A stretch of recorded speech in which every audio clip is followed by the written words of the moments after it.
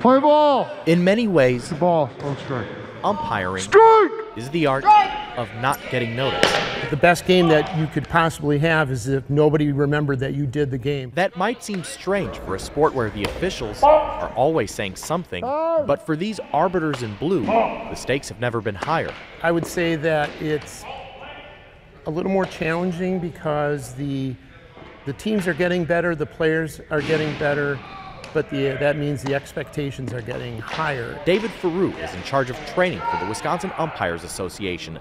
This 12-week program in Greenfield is aimed at addressing a shortage of umps in youth baseball and softball. We're about to hit some time of retirements, and as officials decide that it's time for them to retire, we are going to need younger officials to come in and fill those gaps. Kate Peterson-Abiad oversees the licensing of officials for the Wisconsin Interscholastic Athletic Association.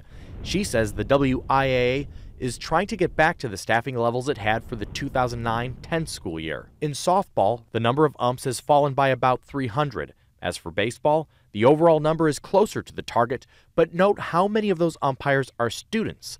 Typically, they're not experienced enough to handle the biggest games.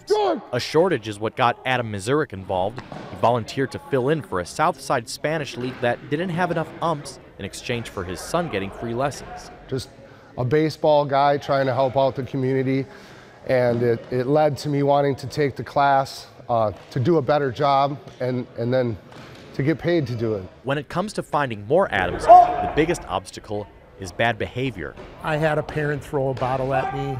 The game was over and he wasn't happy with the result and how his son played. The National Association of Sports Officials, which is based in Racine, surveyed more than 35,000 referees and umpires nationwide. 68% of those officials said sportsmanship is getting worse, with the worst offenders being parents. And it landed right at my feet, and then he challenged me to a fist fight if I would walk off the field towards him, and of course I did not. Even without outside distractions, these umps are learning that keeping your eye on the ball is not enough. You think you know the game until you're asked to do it in a different role. Same thing I thought when I started coaching. I thought, oh, I played, I know everything. Not the case. In this 12-week course, the Umpires Association tries to cover all of the bases. So tuck that right arm in. Practicing balls and strikes in there is just a small part of training. In fact, the session on this night is 3 hours long. The balls and strikes part was just 1 hour of it. The other 2 hours are spent in the classroom. Time! Point to the pitcher.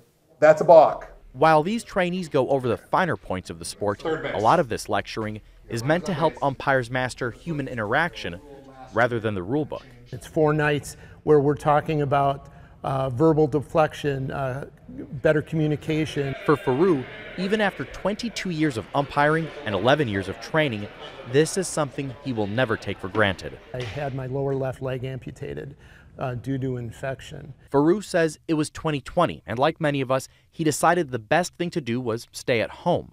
Unfortunately, he let the infection linger longer than he should have.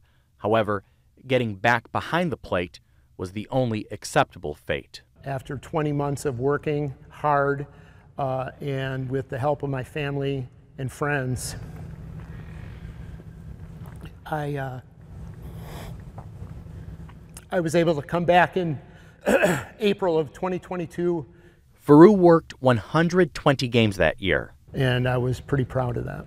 When trying to find and train a few good umps, it helps to have leaders truly dedicated to the cause. I'm going to umpire until I physically can't do it anymore.